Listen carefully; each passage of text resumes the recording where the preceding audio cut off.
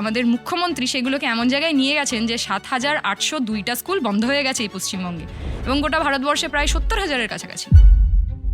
BJP যেমন একদিকে আম্বানির কথা বলে, আম্বানি জির কথা বলে, আদানি জির কথা বলে, মোদি জির পকেট ভরানোর কথা বলে, তেমনই আমাদের এই পশ্চিমবঙ্গে তৃণমূল মমতা ব্যানার্জির পকেট ভরানোর কথা বলে, অভিষেক দার পকেট ভরানোর কথা বলে, স্যান্ডো গেঞ্জি পরে কাউকে টাকা নিতে দেখা যায়, তোয়ালে মুড়িয়ে কাউকে টাকা নিতে দেখা যায়, এবং তাদেরকে মন্ত্রিসভা আলো করে বসে থাকতে দেখা যায়। ফলে যারা শুধুমাত্র নিজেদের পকেট ভরানোর কথা বলে তারা কখনো মানুষের রাজনীতি করে না, তারা কখনো মানুষের হয়ে রাজনীতি করে না।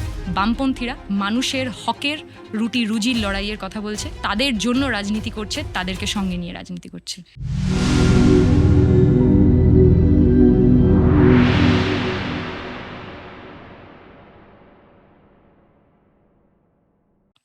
এই মানুষকে সঙ্গে নিয়ে লড়াই এবং শিক্ষাক্ষেত্রের যে কথাটা উঠে এলো, সেখানে একটা প্রশ্ন উঠে আসছে যে ধরো গোটা দেশ জুড়েই দেখা যাচ্ছে যে একটা ট্রেন্ড চলছে যে ইংলিশ মিডিয়াম স্কুলগুলোতে ভর্তি হওয়ার। এটা শুধু পশ্চিমবঙ্গের ট্রেন্ড না, বহু রাজ্যের বহু মেট্রো সিটি ট্রেন্ড যে ইংরাজি মাধ্যম স্কুলগুলোতে গিয়ে ভর্তি হচ্ছে এবং প্রাইভেট স্কুলগুলোতে গিয়ে ছাত্রছাত্রী ভর্তি হচ্ছে।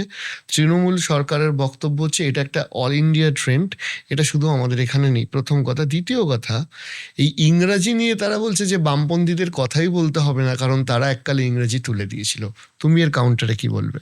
দেখুন, এইটা সেই পুরনো ইতিহাস, মানে আমার মায়ের ব্যাচ ওটা খুব সম্ভবত যেটা হয়েছিল, বাট সেটা বামপন্থীদের ডিসিশন শুধু ছিল না, সেটা কেন্দ্রীয় সরকারের এক প্রকার ডিসিশন, সমস্তটা মিলিয়ে মিশিয়েই যা হওয়ার হয়েছিল। সেই সমস্ত কিছু নিয়ে আর কথায় আমি যাচ্ছি না, কিন্তু এই যে ইংরেজি ট্রেন্ড বলে আমি সরকারি স্কুলগুলোকে বন্ধ করে দেবো, এইটাও তো কোনো কথা হলো না। আমার বাংলা ভাষাকে মানে রক্ষণ করার দায়িত্ব নেই? আমার বাংলা ভাষায় মানে বাংলা স্কুলে আমাদের প্রচুরজন এখন সেলিব্রিটিরা আছে, সেলিব্রিটি থেকে শুরু করে একাধিক উচ্চপদস্থ আধিকারিকরা আছে, যারা বাংলা মিডিয়ামে পড়েছেন, তারা কি ইংরেজিটা বলতে জানেন না?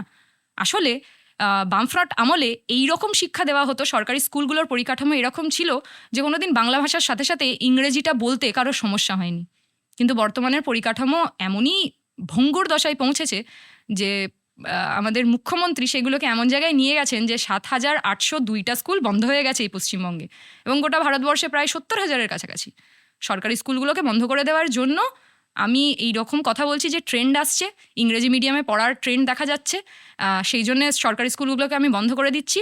এই রকম যুক্তি সাজালে বোধহয় সেটা খুব খেলো যুক্তি হয়ে যাচ্ছে। কিন্তু আরেকটা জিনিসও বলার, এই যে বাংলা ভাষাকে সংরক্ষণের কথা খানিকটা আমি বললাম, সেখান থেকে এটাও বলার যে এই যে 3 ল্যাঙ্গুয়েজ পলিসি নিয়ে আসা, 3 ল্যাঙ্গুয়েজ পলিসিও কোথাও গিয়ে মানুষের মনে এটা কি গাচ্ছে যে আসলে বাংলাটা পড়ে কি হবে, পশ্চিমবঙ্গ ছাড়া আমার ছেলে তো অন্য কোনো রাজ্যে গিয়ে সেই বাংলাটা বলতে পারবে না, কারণ তাদের চোখের সামনে তারা দেখতে পাচ্ছেন যেভাবে আমাদের গরিব পরিযায়ী মানুষরা যখন এই রাজ্যে কাজ না পেয়ে অন্য রাজ্যে যাচ্ছেন, সেখানে বাংলা ভাষা বলার জন্য কিভাবে বিজেপি শাসিত রাজ্যগুলো তাদের উপর আক্রমণ নামিয়ে আনছে। ফলে সেটার বিরোধিতাও আমরা করছি যে আমাদের 15 বছরে এখানে কোনো শিল্প নেই, কাজ নেই, গরিব মানুষকে আপনারা কাজ দিতে পারছেন না, এবং যখন তারা বাইরের রাজ্যে যাচ্ছে তখন বিজেপির হাতে মার খেতে হচ্ছে। সেটা নিয়ে আপনি কেন কোনো বড় প্রতিবাদ আন্দোলন করলেন না? কেন বিল পাশ করালেন না? সেই রাজ্যগুলোকে হুঁশিয়ারি দিলেন না এমন কিছু যেটা নিয়ে হচ্ছে যে তারা বাধ্য থাকতো আমাদের কোনো পশ্চিমবঙ্গের মানুষের গায়ে বাংলা বলার জন্য একজন কেউ হাত দিতে পারতো না? আমাদের দেশে, আমরা নিজেদের দেশে থেকে আমাদেরকে বাংলাদেশি বলে বলা হচ্ছে, কেন বলা হবে? সেইগুলো নিয়েও লড়াই করার জায়গা রয়েছে।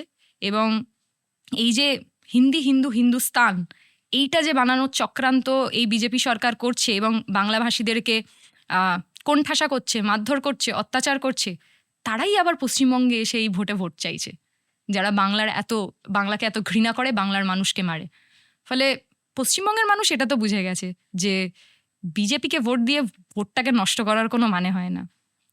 অবশ্যই বিজেপি একটা খুব গুরুত্বপূর্ণ শক্তি, কিন্তু লড়াইটা তো তৃণমূলের সাথেই হচ্ছে, বামপন্থীদের। এই যে ভোটটা আসছে, সামনের ভোট, তোমার কেন্দ্রে হোক বা গোটা বাংলার পরিপ্রেক্ষিতে সব থেকে বড় কম্পিটিটর কে, তৃণমূল নাকি বিজেপি? দেখুন, যেটা বললাম যে বাংলার মানুষ তো বুঝে গেছে যে বিজেপিকে ভোট দিয়ে তারা ভোট নষ্ট করতে চাইছে না, সেটা বিভিন্ন জায়গায় আমরা দেখলেও বুঝতে পারছি। কিন্তু বিজেপি তো তার ভাগের রাজনীতিতে নামবে, তার ঘৃণার রাজনীতিতে নামবে, সেটার সাথে লড়াই করার যে লড়াইটা, সেই লড়াইটা লড়ে নেওয়া হবে। কিন্তু তৃণমূল যেভাবে তলে তলে বিজেপিকে আশ্রয় দিচ্ছে, তৃণমূল যেভাবে ভাগের রাজনীতিটা করছে সেইটার বিরুদ্ধেও লড়াই করতে হবে। এই তৃণমূলের দুর্নীতি রাজের বিরুদ্ধেও লড়াই, বিজেপির ঘৃণার বিরুদ্ধেও লড়াই। কিন্তু বিজেপিটা ফ্যাক্টর নয়, তৃণমূলটাই ফ্যাক্টর, যারা বিজেপিকে টিকিয়ে রেখেছে, যারা আরএসএসকে টিকিয়ে রেখেছে। আমরা তো মমতা ব্যানার্জিকে বলতে শুনেছি যে পুরনো আরএসএস ভালো, এবং মোহন ভাগবত তো মমতা দিদিকে একদম শ্রদ্ধা করে একদম সব জায়গায় সমর্থন দিয়ে দেন মোটামুটি। ফলে সেখানে এই আরএসএস তো আসলে বিজেপিকে চালায়, এবং মমতা ব্যানার্জির বহু বড় বড় লিডাররা যারা হচ্ছে যে পুরনো আরএসএস এর লোকজন, তারাও চালাচ্ছে তৃণমূলটাকে। তাহলে এই দুটো দল আলাদা কোথায় হলো? তাদের কাজকর্ম তো সেই একই রয়ে গেল। এবং এই দুটো দলের যে রাজনীতি, সেটা কোথাও গিয়ে মানুষের পক্ষের রাজনীতি হচ্ছে না। তারা গরিব খেটে খাওয়া মানুষের কথা বলছে না, সাধারণ মানুষের হক রুটি রুজির কথা বলছেন না। বিজেপি যেমন একদিকে আম্বানির কথা বলে, আম্বানি জির কথা বলে, আদানি জির কথা বলে, মোদি জির পকেট ভরানোর কথা বলে, তেমনই আমাদের এই পশ্চিমবঙ্গে তৃণমূল মমতা ব্যানার্জির পকেট ভরানোর কথা বলে, অভিষেক দার পকেট ভরানোর কথা বলে, স্যান্ডো গেঞ্জি পরে কাউকে টাকা নিতে দেখা যায়, তোয়ালে মুড়িয়ে কাউকে টাকা নিতে দেখা যায়, এবং তাদেরকে মন্ত্রিসভা আলো করে বসে থাকতে দেখা যায়। ফলে যারা শুধুমাত্র নিজেরা মাইনরিটি এবং তারা নিজেদের পকেট ভরানোর কথা বলে, তারা কখনো মানুষের রাজনীতি করে না, তারা কখনো মানুষের হয়ে রাজনীতি করে না। বামপন্থীরা মানুষের হকের রুটি রুজির লড়াইয়ের কথা বলছে, তাদের জন্য রাজনীতি করছে, তাদেরকে সঙ্গে নিয়ে রাজনীতি করছে। এই যে বামপন্থী কথাটা তুমি বললে, কিছু ক্ষেত্রে না এই বামপন্থী ব্র্যান্ডটাও মাঝে মাঝে একটু তৃণমূল নিয়ে নেওয়ার চেষ্টা করছে। তার কারণ হচ্ছে তোমাদের দল থেকেই যাওয়া এক নতুন কয়েক সপ্তাহ আগে যাওয়া এক নেতা, কিংবা তার আগে তোমাদের দলের একজন প্রাক্তন রাজ্যসভার সাংসদ, যিনি বড় তৃণমূলেরও রাজ্যসভার সাংসদ থেকেছেন এবং এবছর ভোটে দাঁড়িয়েছেন, তারা দাবি করছেন যে মমতা বন্দ্যোপাধ্যায় সব থেকে বড় বামপন্থী, সিপিএম এর থেকেও বেশি।